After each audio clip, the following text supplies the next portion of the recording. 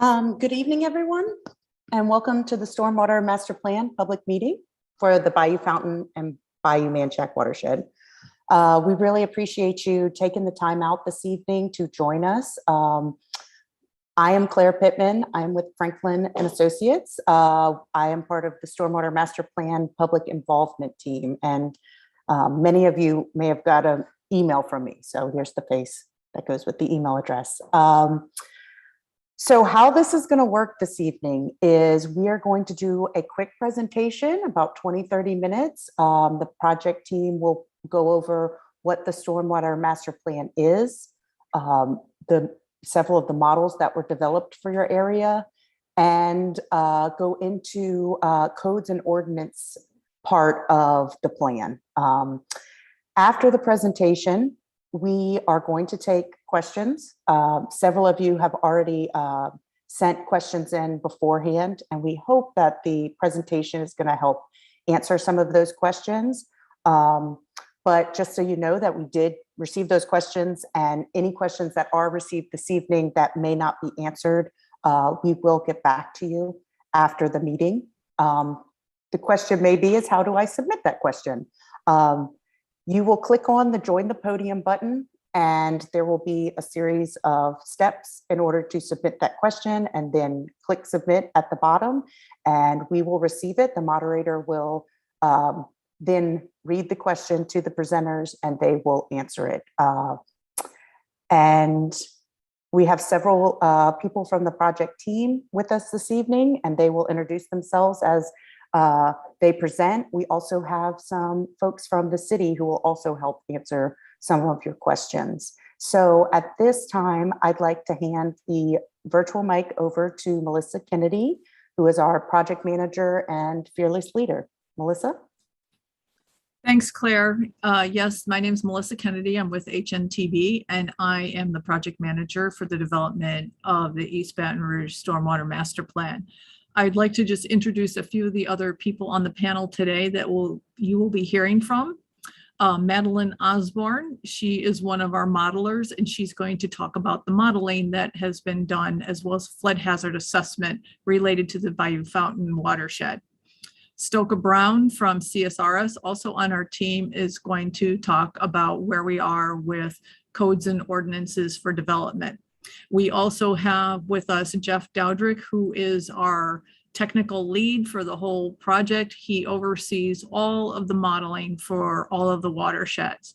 And we have Devin Foyle, also with HNTB, certified floodplain manager. So what are we trying to do with the Stormwater Master Plan? We basically are doing a flood hazard assessment of the whole system to identify the flood risk and vulnerabilities. Basically, where does it flood? Why does it flood? And what are the damages as a result of that flood? And then we use that information to try to identify and develop some projects to reduce the risk of flooding. These are capital improvement projects, and we're going to discuss some of those that have already been approved tonight, as well as those that we're looking for specifically in this watershed. And then the other item we look at are some policy solutions to also help reduce the risk of flooding. Not only the current risk of flooding, but also more so the future risk of flooding. And Stoka is going to talk about that. And again, our focus is on mitigation of community-wide impacts. We want to reduce the risk of flooding to as many people as we possibly can. It's not an individual property owner focus, but we are hoping that what we do will help everybody. So again, tonight we're talking about the Bayou Fountain Manchac watershed, focusing on the Bayou Fountain, which is the part in East Baton Rouge. So what is a watershed? Basically, it's a geographical land area on which the water falls on and drains to a single point. And what you see here is a map of all the watersheds that the stormwater management team has identified for this parish. And the green one highlighted, this is Bayou Fountain watershed, of which is our focus tonight. So what you're seeing here is a LiDAR map, and that's just a fancy name for light detection and range. And it's ranging. It's a high-tech method of determining elevation. So what this map is showing is the range of elevation within the parish area, and focusing specifically on Bayou Fountain watershed. And what you see here, the higher the elevation is the darker brown colors, and the lower when you get into the more green and blue areas. And you can see there's a very distinct line along Bayou Fountain. This is a ridge line that basically follows Highland Road, hence why it's called Highland Road. So you can see the gradation of the elevation. And on this map, we also included other parts of the parish, as well as Ascension and portions of Iberville. The dashed line that you see is the outline of the actual entire Bayou Manchac watershed. Again, we're going to be focusing on the Bayou Fountain watershed, but it has influences from the whole watershed, and we'll talk about that. So what you see here is we basically cut a section through the lower portion of the parish, and that is this pink line that you see going through the middle of the picture. And that follows along with this graph on the bottom, which shows the elevation along that pink line. And you can see it starts from the left, right at the Mississippi River levee, which is a very high point. It drops down. This is the Bayou Fountain area, and then it follows this pink line. We get into Bayou de Planche, Dawson Creek, Ward Creek, North Branch of Ward Creek, etc., Jones Creek, all the way up where it crosses the Amite River. So what this is showing is you can see that the Bayou Fountain area is this watershed is a very low area in the parish. So we just want to point that out. That has a lot of significance on how water drains within this watershed. So what you're seeing here is the special flood hazard area as determined by FEMA in the blue colors on this map. And what the special flood hazard area basically depicts the 100-year flood limits. And what do I mean by the 100-year flood limits? It's the 1% chance of that storm happening in any given year. Now, statistically, it doesn't happen just once a year, but statistically it happens about once every 30 years or so. But again, it's the 1% chance it can happen in any year. And so you will see that there are times that you'll see it more often than what would have originally been anticipated. So the lighter colors in here are areas within the floodplain that have been developed. So I just wanted to point that out. And also just wanted to mention that this map is really showing the floodplain within EBR area only. If we had put the flood map in for Ascension below it and Iberville, it would have been covering this whole Bayou Bluff Swamp and area down here as well. So I just wanted to point that out. So on this map, what you're looking at is the actual drainage system. The blue lines are all the channels and ditches. And as you see, they all flow down. This whole Bayou Fountain flows down and drains into Bayou Manchac down here at the very lower end. The white lines, the white dots you see are the structures that depict the subsurface system. That's the catch basins, the manholes, the inlets, and the piping system underground for the subsurface system. We did an extensive data collection effort for the entire parish for this project. We surveyed hundreds of miles of channels and ditches. We collected data on over 800 bridges and culverts, and then we did a massive data identification and evaluation of the subsurface system. So over 60,000 of these structures have been identified and put into a GIS database so that the city now has a GIS database of their subsurface system. And then this information is utilized to put into models to evaluate the system. And again, I just want to point out everything on this and in Bayou Fountain drains down to Manchac and then over into the Amite River. So as part of our evaluation, we had requested that people provide us information on flooding and drainage issues within their particular area. We did this through our social media and website, and we did obtain a lot of information from people within this watershed. And you're seeing just a smattering of the photos that people sent us. And then I just wanted to show some of the themes that we are seeing from the comments from people. It's draining very slow.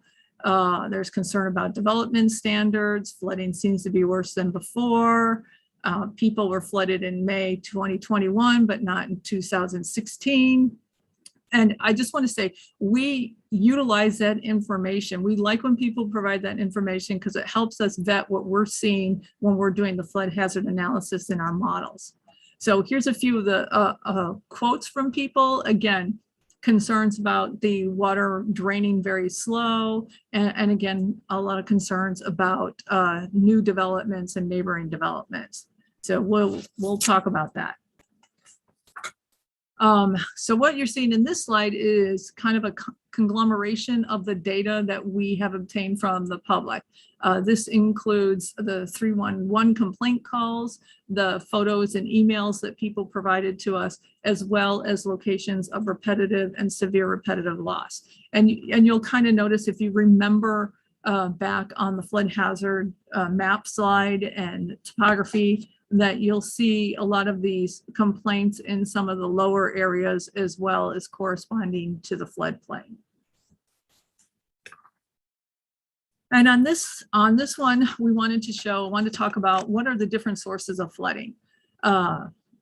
Basically, rainfall is a major one, and we all saw that the last few days. We had heavy rainfall, and I know you guys in the Bayou Fountain watersheds particularly had heavy rainfall.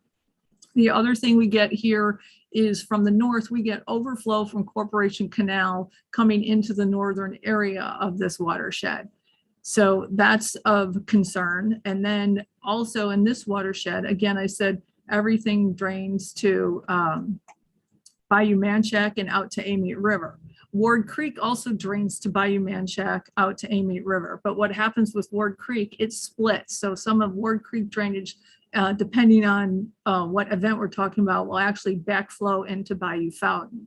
And also you've seen in some of the high storm events, such as 2016, also get backflow from the Amite River.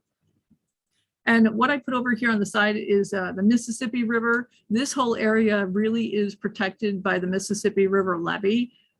So this whole area really is part of the Mississippi River floodplain, but is protected by the Mississippi River levee. But if that levee was not there, this whole area would occasionally be underwater. So now I want to talk about the modeling and how we do that. We basically have a tiered modeling approach. We actually have 3 different levels of modeling. The first one is called Tier 1. It's a regional model. It covers a very large area, and it's for evaluating larger, longer duration storms. It's more for a planning level tool. We utilize that model to evaluate those events that cover a large area, such as 2016, May 21, etc. Then we have a watershed level model. And what you see in this picture is the outline. This happens to be clay cut watershed, outlined in black. And that's a watershed level model. And that's what we're doing also with Bayou Fountain. We have a separate model for that. And that one is used for more neighborhood level evaluation, as well as planning and design. And then we have this third model. It's a much smaller resolution, or tighter resolution, I should say, to evaluate street level flooding. And that one basically contains the subsurface system that we've identified. So I want you to pay attention to the red box, because I'm going to show all 3 tiers of modeling, what it looks like in that particular area for the different tiers. But first I want to just show the regional model. This outline in red is the regional model area that we utilize. The green is the Baton Rouge Parish, and those green lines outline the watershed models. And I don't show the tier 3 models because there's just too many to show within the map. So what you see here is, again, it's an image of what the model looks like for the different levels of models. Tier 1, again, we're looking at higher level, bigger grid size to cover the land area, major structures. And again, large events. Tier 2, the watershed level, you can see the grid size gets smaller. We capture more of the drainage structures and the channels, and you get a little bit better resolution. Again, neighborhood level type evaluation. And the third one, this one you can see shows the actual subsurface system in the model. And those are for those shorter duration storms. So we're trying to capture all the different durations of storms, different levels of modeling. So we do a thorough analysis. Now I'm going to turn it over to Madeline Osborne, and she's going to go over the modeling assessment and some of the things we've seen and where we're going with solutions. Madeline? All right. Hi, everyone. My name is Madeline, and I was tasked with developing the Tier 2 model for the Bayou Fountain, Bayou Manchac watershed.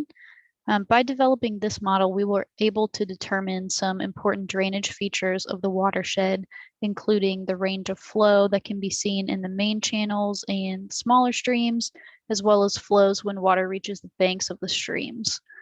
We could determine how far flooding reached out from those streams and the depth of flooding. There we go. And how the flooding changes depending on the amount of rain the watershed received. From there, we layer the flooding depth with the property values of those areas, and we can figure out how much costs of flooding gives us in damage in different areas throughout the watershed.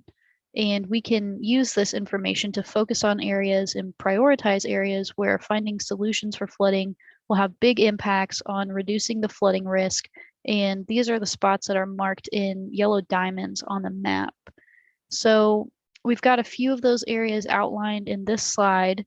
And as we move forward, we're going to be taking a closer look at those locations. And just as a note, this simulation of flooding is showing the 100-year flood that Melissa was talking about earlier, which is the flood that has a 1% chance of happening any given year. All right. So for these simulations, one thing to note is that we're looking at the point of maximum flooding in the locations. And this first area that we're looking at is located at the intersection of Burbank and Lee.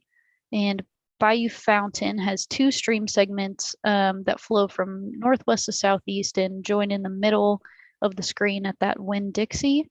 And Arlington Creek comes in and joins Bayou Fountain at the southeast corner of the stream. So you can see in the top left portion, there's a large wooded area that's being utilized for floodplain storage now for when the north sections of Bayou Fountain overtop their channel banks. So all that water floods into the wooded area. And if you focus on where the Winn-Dixie is, you can see that Bayou Fountain has to make 4 90-degree turns while also being constricted to a smaller channel width. So the simulation shows how this makes it difficult and inefficient for water to flow and causes an increased risk of flooding throughout this area.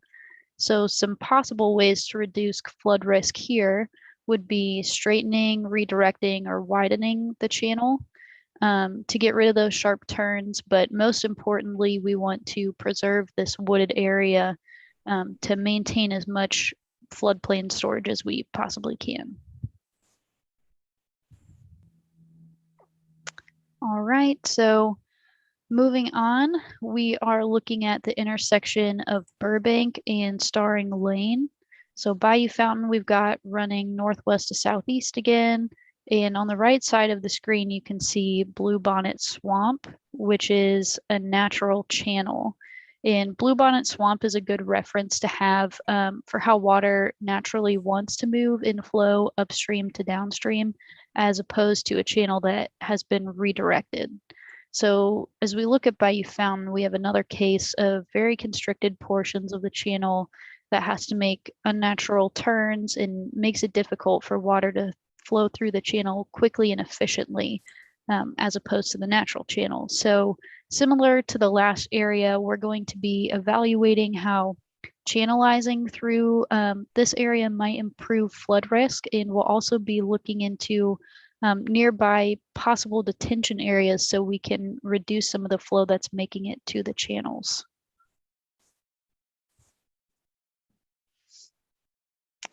All right, so now we're looking at Bayou Fountain along Burbank Drive, and this is near the Oasis volleyball complex, which is on the right side of the screen.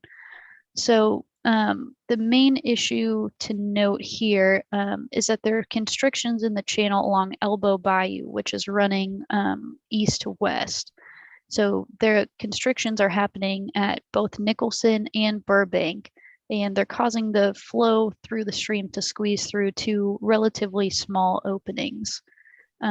There's also another large forested area in this view that's being utilized as floodplain storage. So you can see that at this point in the event, water's flowing from Bayou Fountain backward into Elbow Bayou and up into that wooded area that's being used for storage. So some potential solutions for this area would be upsizing those culverts that are causing constrictions under Nicholson and Burbank and maintaining as much of that wooded area as possible, preserving the floodplain. And we're also considering, oh, sorry, could you go back? So one last thing is along Burbank, we're considering adding openings through Burbank, additional culverts to relieve some of that water that's stuck on the north side and being forced down through Elbow Bayou.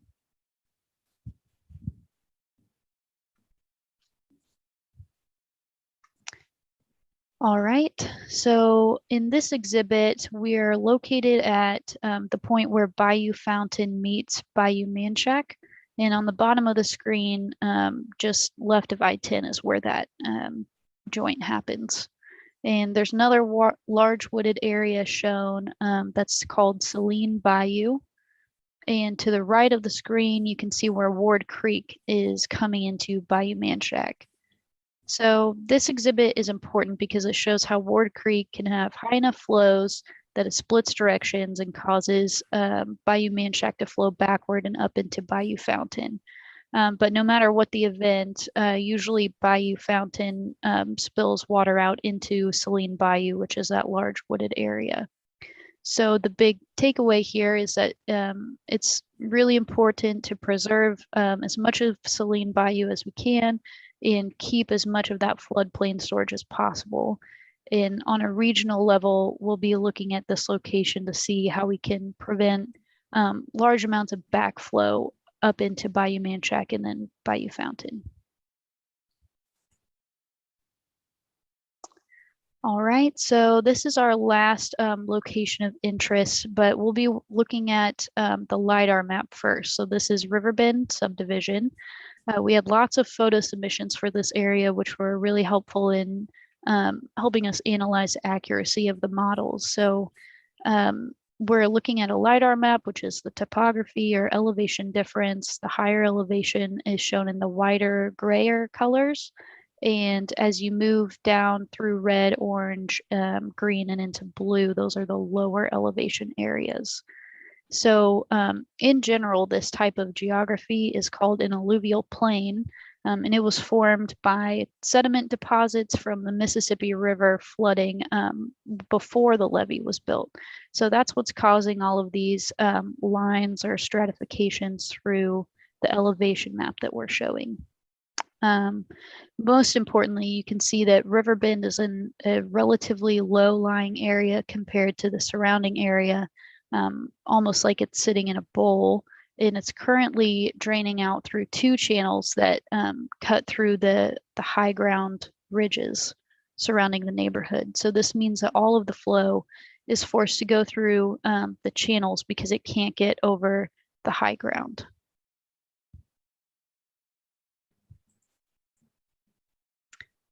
All right, so with the topography as that background knowledge, you can see in this simulation how water kind of gets stuck in the low areas of the subdivision. It's not able to drain out of that bowl quickly. So some solutions that we're evaluating for Riverbend include improving the channel capacity out of the subdivision to move water a bit faster, and looking for potential detention areas to reduce the amount of flow to these channels and potentially even pumping water out over the levee.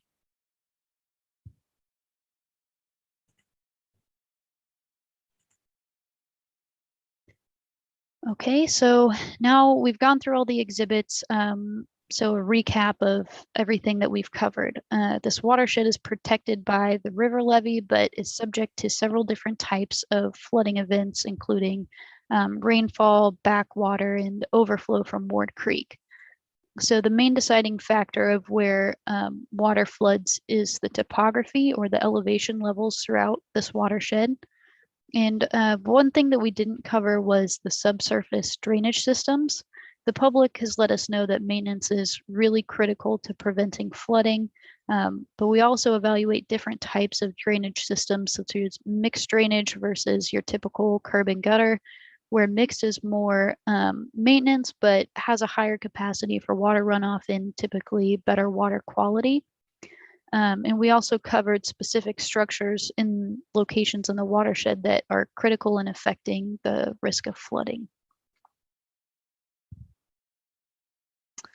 Okay, so just as a note, we're going to go over some preliminary solutions. These are not approved solutions, but they're potential solutions, and we're going to be going into further analysis to confirm that these are the best ways to reduce flood risk.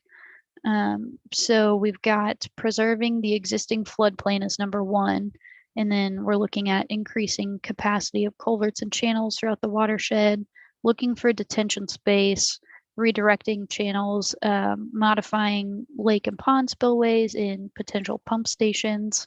And just as a note, again, it's still important to get public feedback for these locations and other locations that might not be shown on this map, which helps us to better analyze the flooding.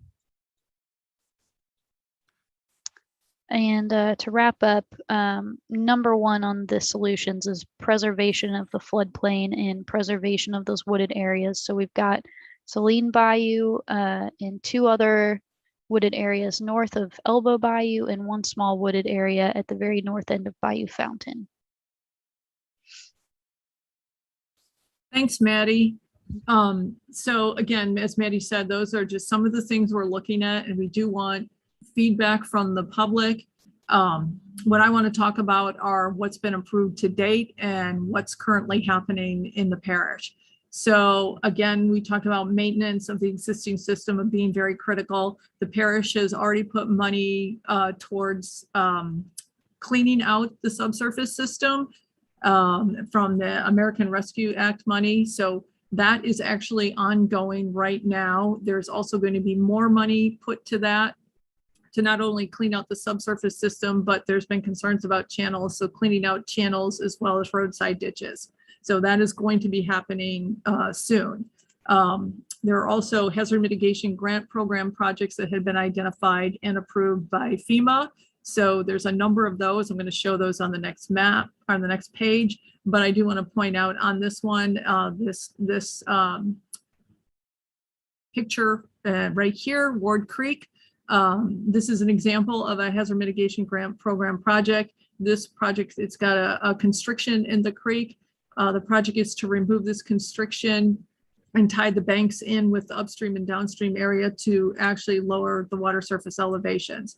So that's an example of one of the HMGP projects. We also have a number of Louisiana Watershed Initiative projects that have been approved. There's 3 of those that have been approved, and one specifically in the Bayou Fountain watershed is the preservation of area of Bayou de Planche. Oh, actually, this is, Ward Creek, but this is helpful. And then again, low impact development policies. Stoke is going to talk more about that in a few minutes. And the parish is also working on home buyouts for those repetitive and severe repetitive loss properties. So to date, there's been over $96 million approved and 100% federal funded.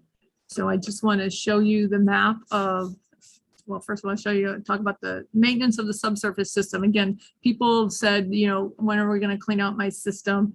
What we did as part of the data collection on the subsurface system is identify the amount of sediment within each of these structures. And that's what this map shows. It shows, it's color coded, those with greater than 75% sediment in red, orange 50 to 75%, and those with 25 to 50% in green, and you can see where those are. And as I said, the parish is currently working on those and will be continuing to work on those in the future. And there will be a asset management plan for the continual maintenance of that system. So I just want to put that out there because I think that's a question that people have had in the past. So this slide is showing a map of those approved projects. The yellow dots show where the hazard mitigation grant program projects are. But I also wanted to highlight some of the other projects going on that are being done by others. The Corps is working on the Comeet River Diversion Project. That's up north here. And they're also going to be working on the Channel Improvements Project. And that's shown in the green and yellow. It's in Central and Blackwater and Beaver Bayou. It's in Jones Creek, a portion of Ward Creek, and a portion of Bayou Fountain. And as I said, the parish is going to continue some of that channel work, the clearing and snagging beyond what the Corps is doing. The Corps' work is scheduled to be start construction here. I don't know if it's this fall, but very soon. I don't have the actual schedule when completion, but that will be ongoing.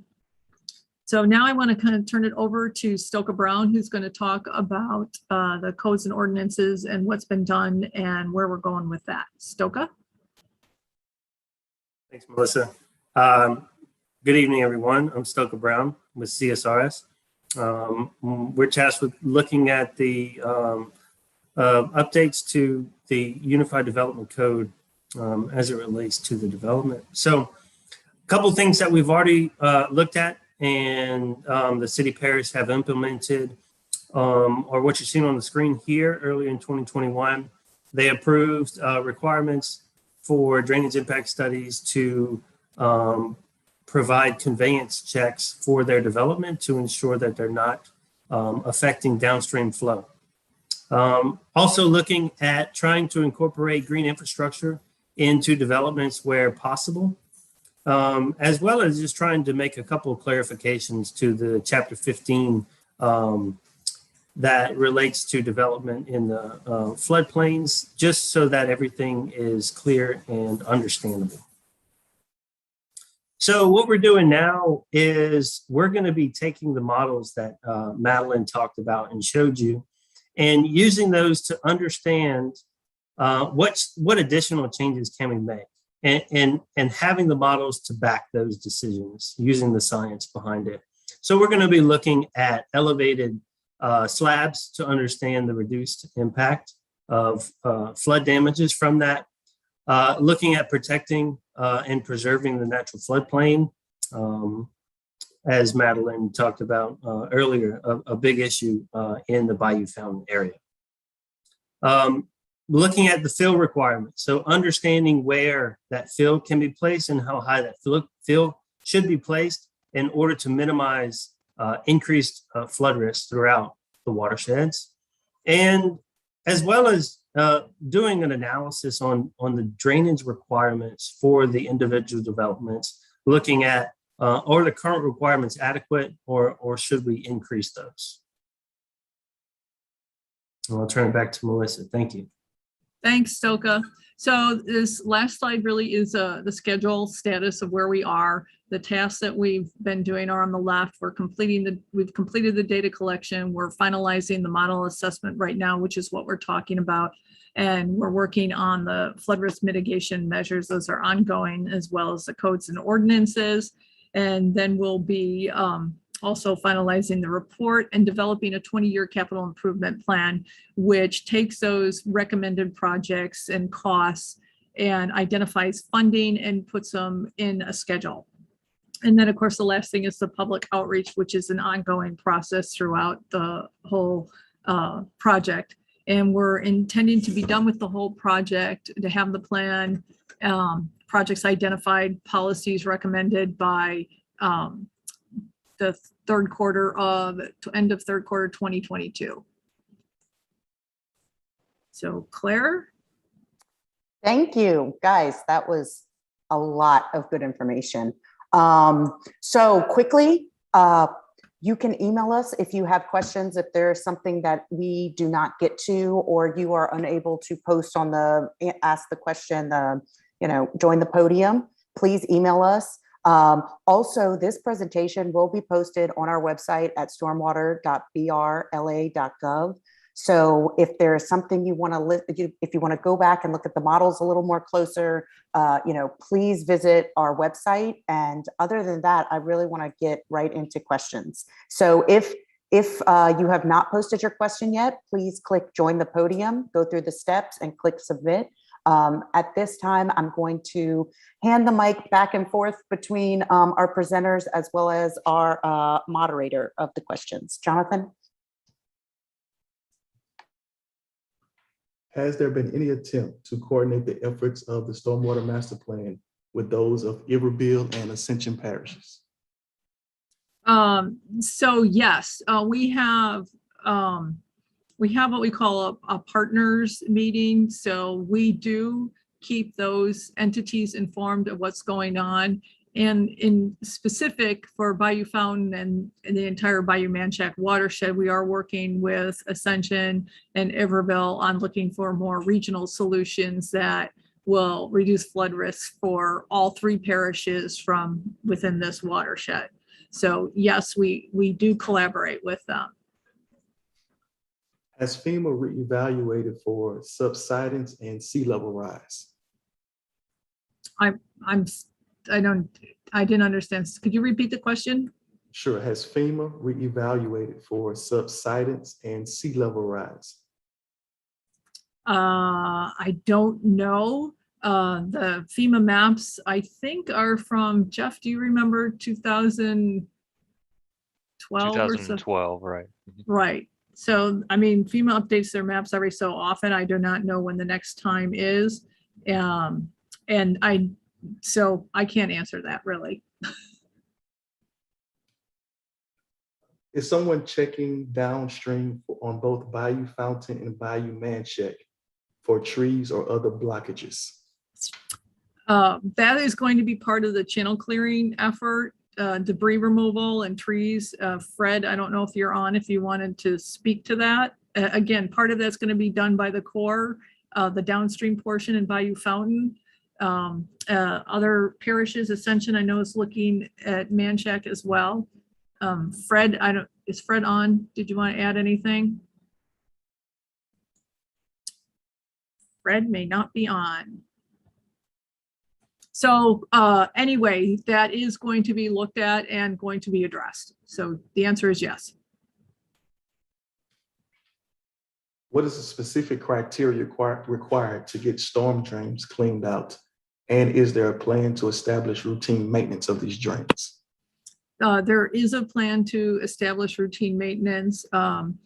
As we talked about, we are going to identify those critical structures that should be maintained on a more regular basis because of the critical nature of them, because they impact a larger area. In other words, sometimes you'll have a subdivision that all drains eventually to one outlet. So we want to make sure that outlet is maintained more often because it's critical.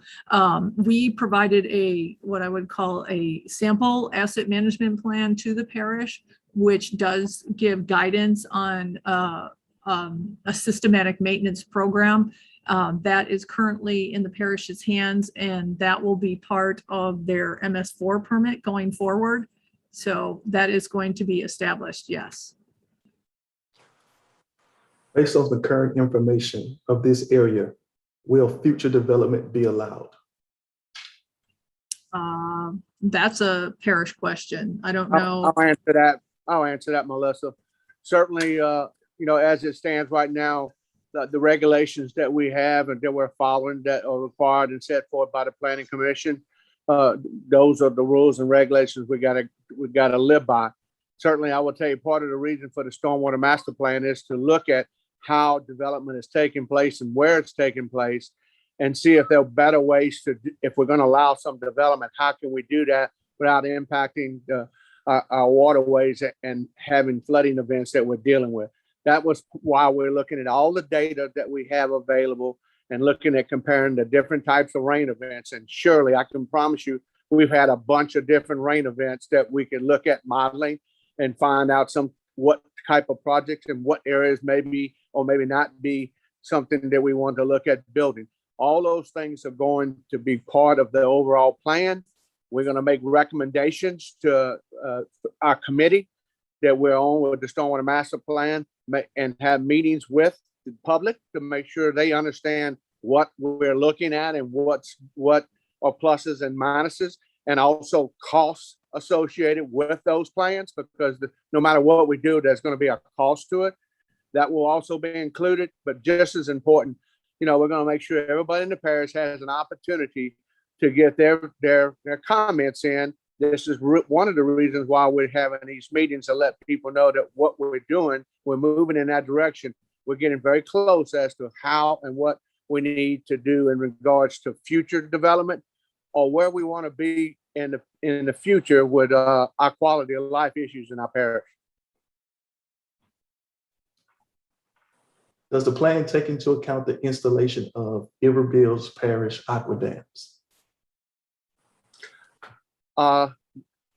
We're working very closely right now with Iberville Parish and also Ascension, which Melissa stated.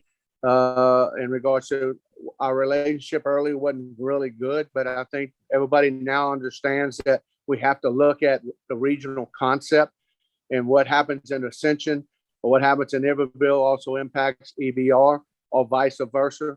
We're in the process right now of getting agreements together, and we already have one on the agenda to be introduced with Ascension Parish and East Baton Rouge Parish, looking at doing the clearing and snagging Bayou Manchac along the parish line between EBR and Ascension, where they pay for their portions of the trees that need to be removed on their side of the channel, and we pay for our side.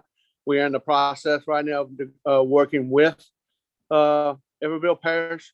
They've agreed to be part of this process where we can work as a team and try to address the problems the way they're supposed to, address the drainage head up. And there are also some other, I guess you can call hopeful wishes or desires to look at maybe in some locations pumping some of the water from out of Bayou Fountain into the Mississippi River. And Ascension Parish will be doing some pumping, and so will Iberville Parish. But that's a little ways off. That's being discussed. But right now it's clearing and snagging, and maybe even do some selected dredging in areas where there's a lot of siltation, which is really truly impacting the flow along Bayou Manchac. So I would say in aqua dams, they didn't put them up this time. We've asked them about that. I think they feel like it's very expensive.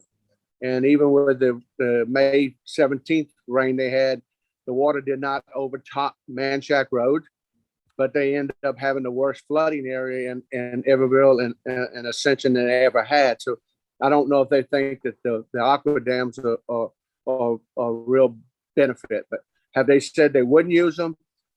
Not yet, but I think we're working toward that direction to try to address that long term.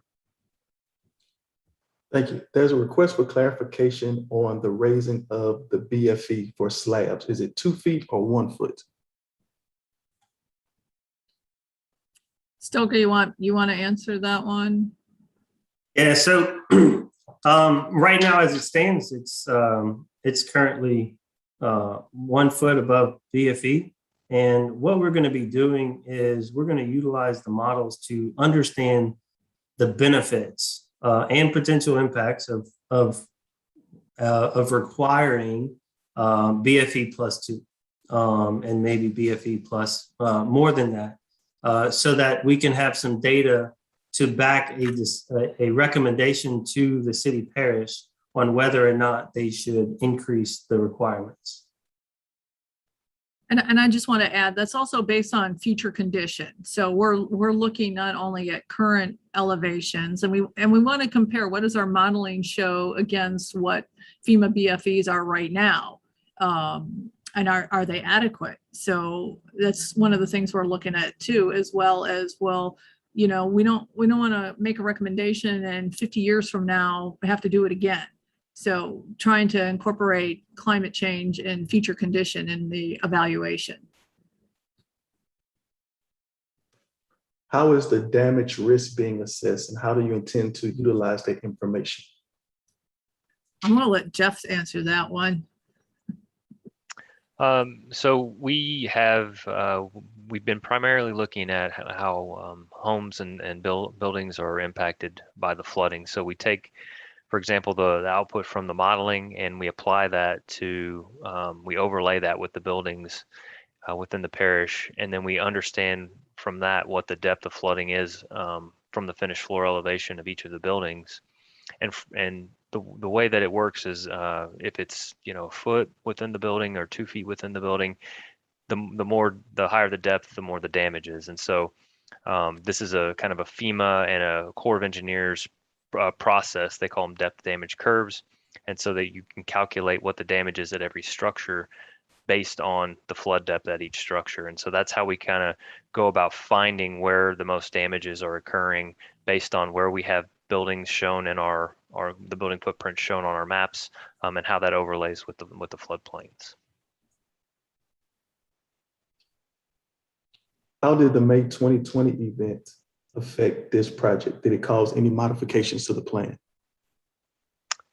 I'll answer that one, Melissa. So we did end up using the May event to as one of our calibration events. So what we do with these models is we run simulations of actual storm events through these models, and then compare the results to measured high watermark information and stream gauge data to make sure that we're getting a reasonable result. And so the May event is one of those events that we use to help calibrate and validate the modeling to make sure that we were getting accurate results. So yeah, we did look at that, as well as we got a lot of great public information, I think, as we already mentioned, about, hey, it flooded in my home, it got 5 inches deep in my home. So we can really use that information to help us kind of verify that the models are making sense. So yeah.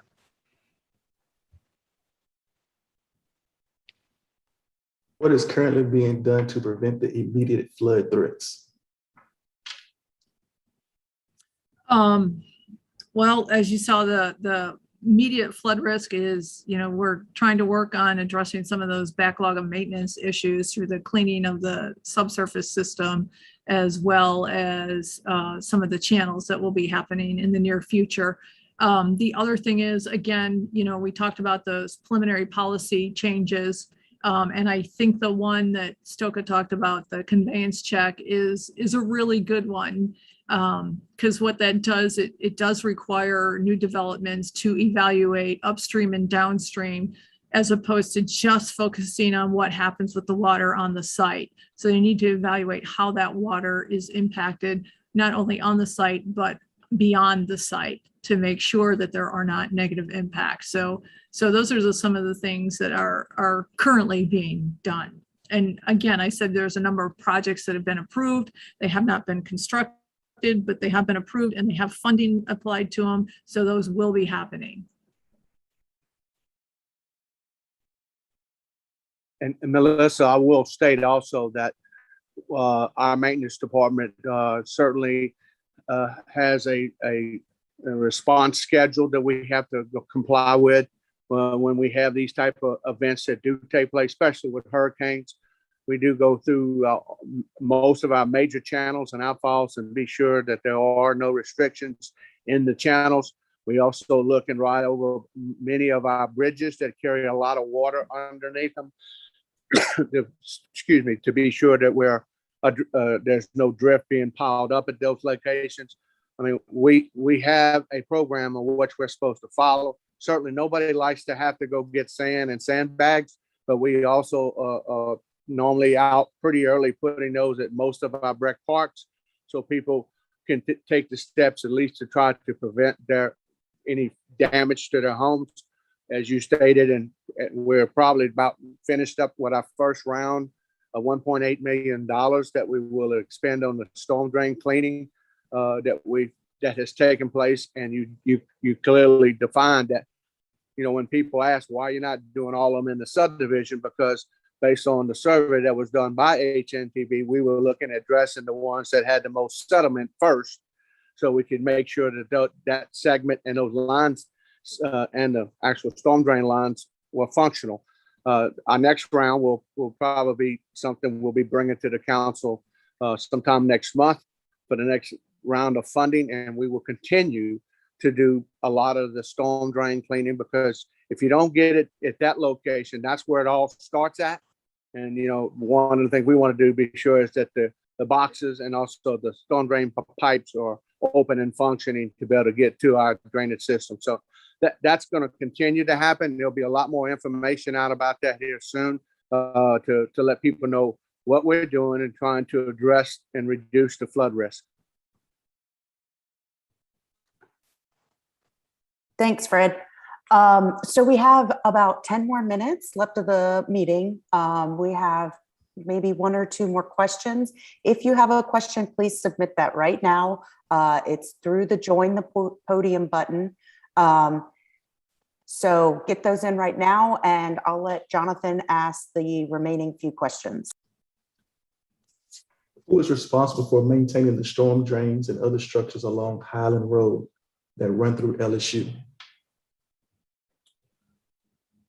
The section, I assume, will be Highland itself.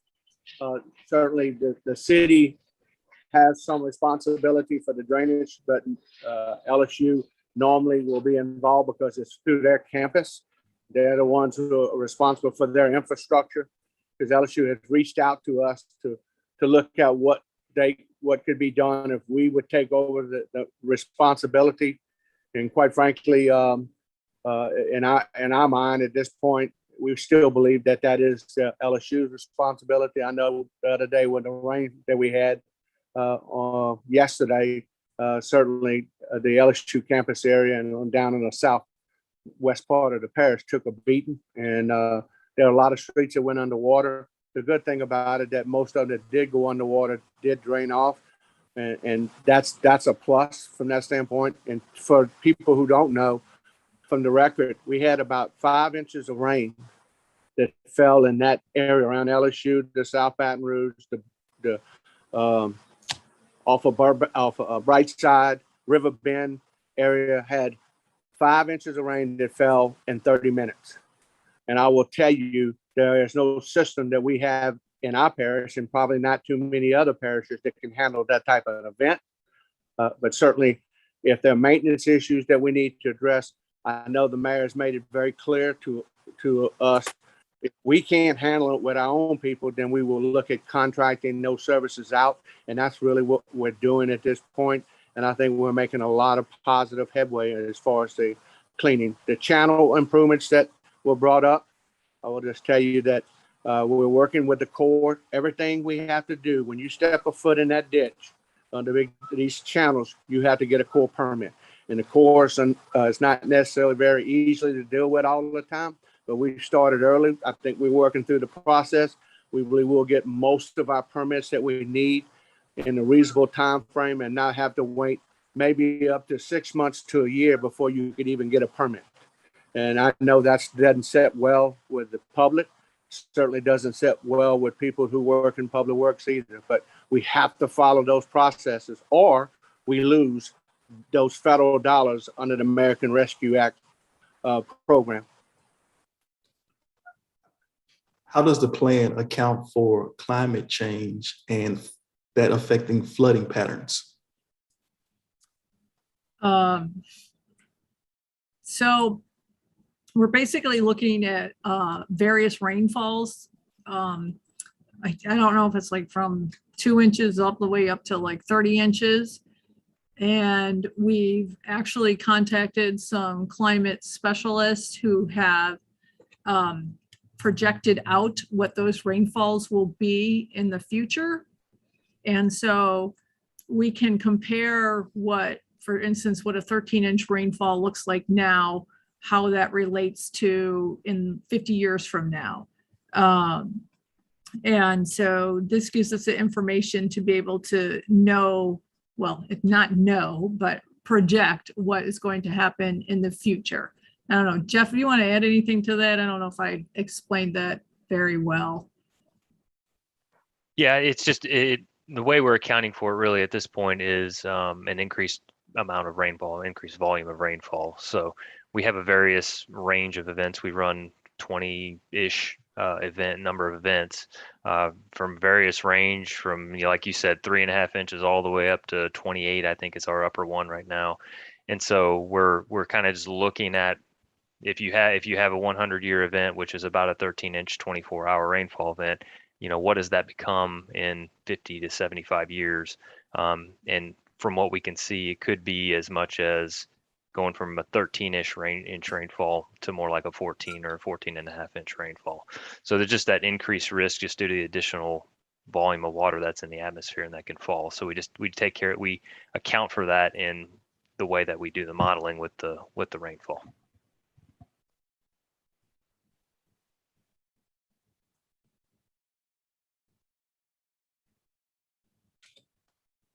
Can you repeat the timeline for the projects you referenced? I believe they're talking about the HMGP projects.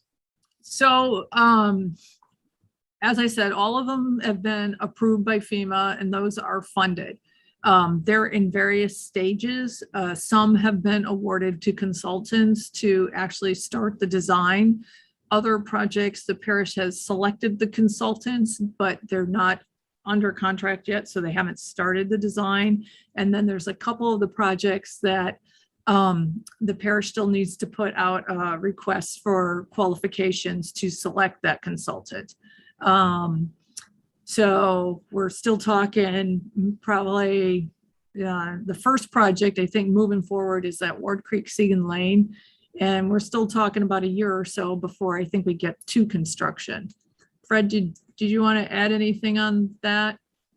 No, I think it's good, Melissa. And I think when people ask that question, they need to make sure they also understand that there are federal rules and guidelines that we have to comply with from step one to the very last step. And if we don't follow those steps, and there are many of them, more than anybody would imagine, but if you don't follow those steps, we are jeopardizing the possibility of losing the funds or coming back with FEMA coming back to us saying, you didn't do this right, you didn't do this, you should have done that, and we could be responsible for making total reimbursement for that project. So while I know it's frustrating, trust me, I know that because it is very frustrating to me why we have to go through all these steps, but we did not create these steps, but we know we have to follow those steps, and we expedite every part and process we can that we have control over.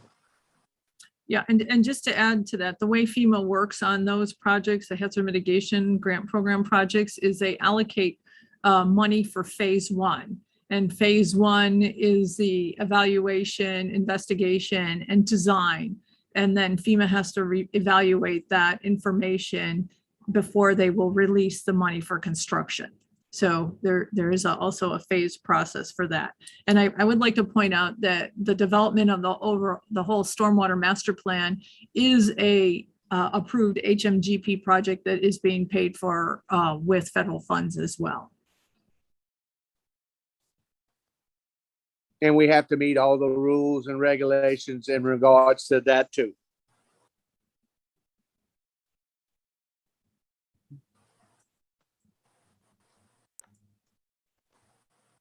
All righty. Well, I think that brings us to the end of our questions. There were several questions that were answered already. So if you submitted a question and you feel like it wasn't answered, it was answered either in the presentation or during this Q&A session. So I would remind everyone that the presentation is going to be posted on the internet within 72 hours on our website at stormwater.brla.gov. So a reminder to everyone, as we've gone through this presentation, is that your feedback is critical and very important to this project and through this process. So please submit your questions however is easiest to you. So if that's through email, our email is info@stormwater.brla.gov. You also can post pictures on social media using the hashtag EBR Stormwater. That's Instagram, Facebook, or Twitter. We also answer direct messaging on social media. And finally, we have, much like you submitted questions here tonight, we also accept questions and comments via our website at stormwater.brla.gov. It is the same system. So if you have registered in that system with your zip code and name and address, you can submit another question if something comes up, and that will go in our system, and that allows us to track it and allows for our modelers and everyone on the project team to utilize that information and pinpoint it in the correct area on the models. So I think that covers us. Melissa, Fred, did you guys have any other closing comments you'd like to give, or? No, I appreciate the people who are online here to listen to it, because it is very important to our community. It is a quality of life issue for all of us. And, and it's not that we're going to do away with flooding. It's just really how we're going to reduce it, or how we're going to manage flooding, because we're around water all the time. And that's not going to change. It just depends on just how much water sometimes, depending on the event we have or what we're dealing with. But I think our goal and objective is to try to be able to find ways to minimize that risk to the people. That's what the mayor, when she first got elected on, she wanted to do a stormwater master plan because it was way overdue, and don't disagree with it. And now I think we're moving in that direction. And I think it will at least give people some good feeling that the fact that we're at least trying to address what we need to do to reduce that flood risk, because it's out there, and we just want to find ways that people don't have to worry about it every day. And I think that's the goal of this. And I appreciate everybody listening and being involved in the process.